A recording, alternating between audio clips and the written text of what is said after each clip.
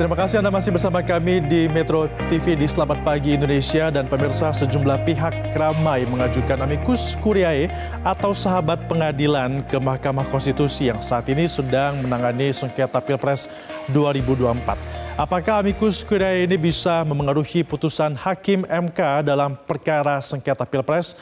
Dan bagaimana tanggapan dari kubu 02 Prabowo Gibran dalam menanggapi amicus curiae ini, di mana kita tahu dalam amicus curiae ini banyak yang menyerang dari kubu 02.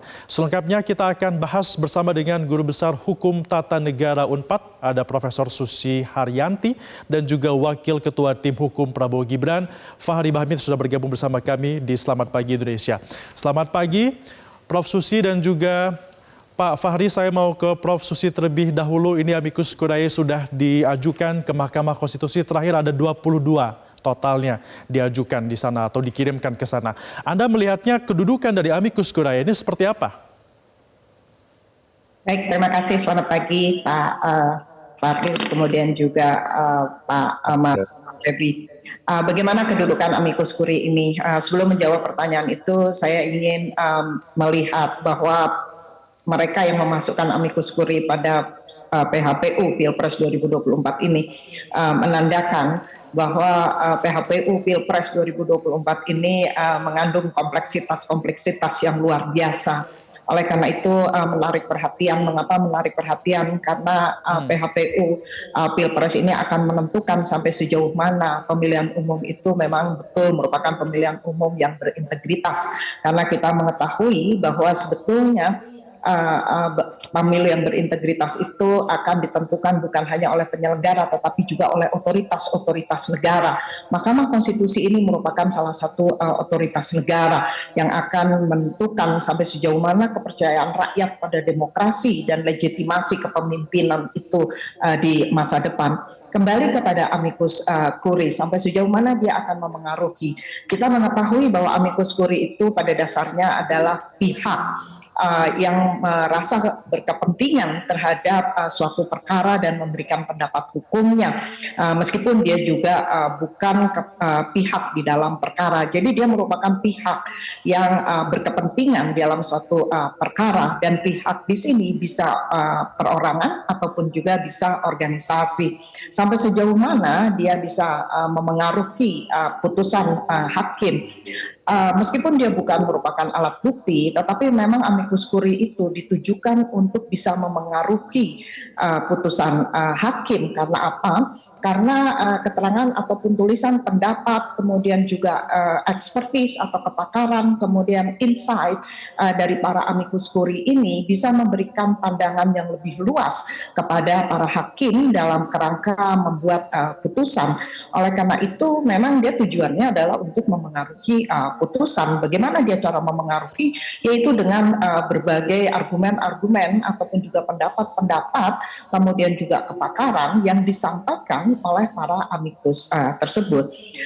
Apakah hakim akan terpengaruh atau tidak? Maka itu pasti dikembalikan kepada hakim. Jadi dipertimbangkan atau tidak dipertimbangkan itu akan sepenuhnya kembali kepada hakim, karena kedudukan amicus brief tersebut tidak sama dengan alat bukti.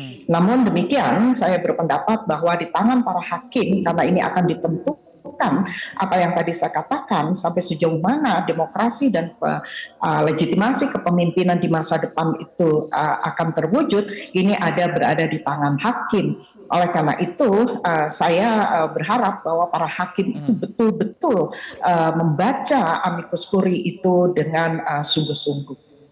Ya, Bu Susi, meskipun amicus curiae ini bukanlah alat bukti dalam persidangan, namun yang mengajukan ini nama-nama besar, termasuk salah satunya adalah mantan Presiden Megawati Soekarno Putri. Apakah semakin besar namanya, akan semakin besar juga peluang majelis hakim menjadikan amicus curiae ini pertimbangan dalam memutus nanti? Baik, kalau saya melihat bahwa amicus curiae ini, kita mengetahui bahwa hakim itu harus memutus menurut hukum. Apa arti hakim memutus menurut hukum? Selain dia memutus berdasarkan fakta-fakta hukum, maka dia dapat juga memutus dengan mempertimbangkan sumber-sumber hukum yang lain.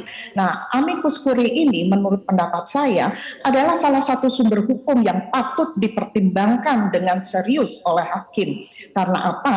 Karena sebagaimana tadi saya sampaikan, amicus curiae ini biasanya disampaikan karena apa? Karena perkara itu ada kepentingan publik yang sangat besar yang ada di dalamnya.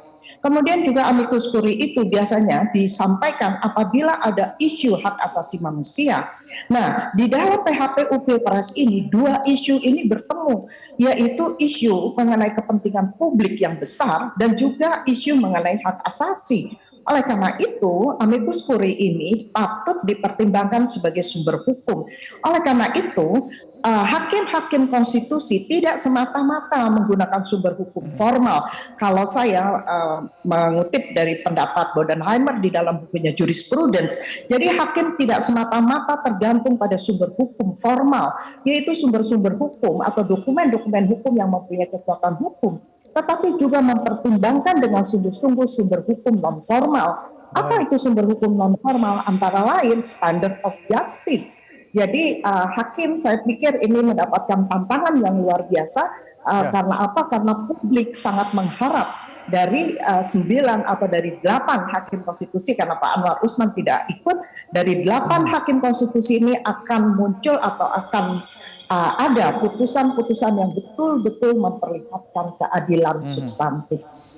Artinya amicus curiae menurut Anda patut menjadi bahan pertimbangan untuk majelis hakim ini memutus. Bagaimana Pak Fahri, kubu 02 melihat gempuran amicus curiae ini? Iya, ini menarik juga ya untuk kita sebagai pemerhati hukum tata negara dan pembelajar konstitusi mencoba untuk mengurai persoalan ini. Tapi bagi kami, terlepas dari kapasitasnya sebagai wakil ketua tim hukum Pak Prabowo Gibran, saya mau katakan begini. Ini kan kalau kita kembali kepada tradisi hukum, ya, amicus curiae atau amici ini adalah praktik hukum yang sebenarnya lebih kental dengan common law system, gitu ya. Tidak terlalu familiar dengan civil law system atau Eropa kontinental. Tapi memang saat ini, sebagaimana yang kita ketahui bahwa batas-batas hukum antara sistem hukum yang ada di dunia ini sudah tidak ada batasnya sebenarnya. Semuanya sudah tercampur, dan pada akhirnya kita juga telah menerima praktek amici itu sendiri, walaupun sebenarnya di dalam praktek peradilan kita lebih banyak prakteknya ini diterapkan pada sistem peradilan di bawah Mahkamah Agung tentunya. Nah, sekarang bagaimana dengan fenomena ini di Mahkamah Konstitusi?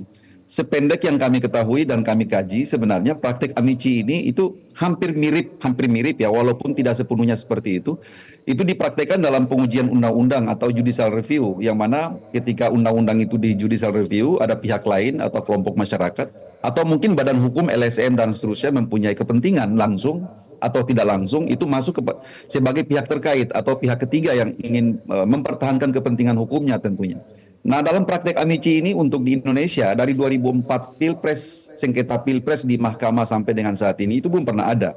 Ini sesuatu fenomenal yang menurut saya sangat kontemporer, yang sebenarnya bukan juga kita menolak, tetapi setidak-tidaknya ini adalah sesuatu barang baru yang kita mencoba melihat dalam fenomena ini. Itu yang pertama.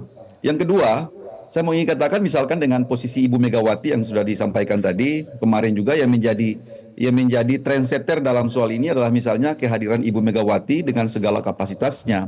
Nah, bagi kita begini ya, kita harus bedakan secara hukum, walaupun praktek amici ini belum dilembagakan dalam sistem hukum kita atau dalam hukum acara setidak-tidaknya, memang sehingga prakteknya masih semraut seperti ini. Kadang-kadang amici itu apakah nanti kelompok kepentingan ini masuk di awal persidangan, pertengahan persidangan, atau pada saat hakim saat ini konsens untuk misalnya mau melakukan rapat permusyawaratan hakim.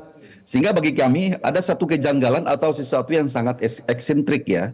Misalnya begini, Ibu Megawati memasukkan permohonan sebagai amicus curiae ya atau amici. Baik. Itu pada saat proses ini sudah ada pada tahapan hakim saat ini mau melakukan RPH. Sehingga dengan demikian bagi kita sesuatu yang sangat janggal, karena kenapa?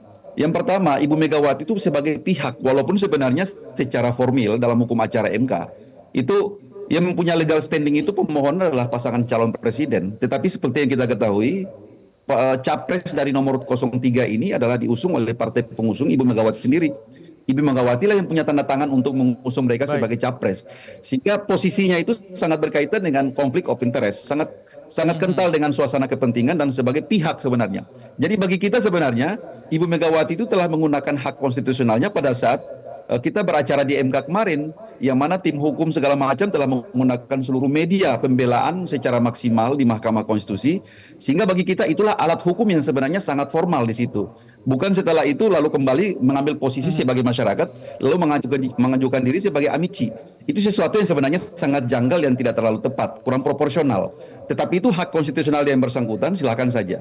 Yang ketiga, saya mau katakan bahwa praktek amici ini kan bagi kita sebagai ad informandum saja. Tetapi lagi-lagi sangat problematis karena kenapa? Praktek ini dimasukkan di luar jendela, di luar pintu resmi. Mestinya pada saat itu, amici ini dimasukkan pada saat persidangan terakhir. Setidak-tidaknya pada saat pemeriksaan alat bukti, sehingga dengan demikian permohonan itu menjadi ad informandum. Kalau saat ini apa bedanya misalnya dengan amici ini diajukan secara tertulis ke bagian kepanitraan dengan produk analisis akademisi yang ada di koran misalnya. Itu sama saja sebenarnya. Itu juga bisa kita kategorikan sebagai amici. Nah, kira-kira seperti itu. Walaupun belum dilembagakan secara formal, pranata amici ini masih sangat asing sebenarnya dalam sistem dan tata hukum kita, khususnya untuk penyelesaian sengketa Pilpres tentunya. Jadi hemat kita seperti itu sebenarnya. Apakah artinya dari kubu 02 ini merasa khawatir akan ada intervensi diberikan oleh Megawati Soekarnoputri, dan benarkah demikian? Kita masih akan bahas, tahan dulu Pak Fahri dan juga Bu Susi, karena kita akan segera kembali dengan membahas hal ini. Pemirsa, tetap bersama kami di Selamat Pagi Indonesia. Jelajahi cara baru mendapatkan informasi. Download Metro TV Extend sekarang.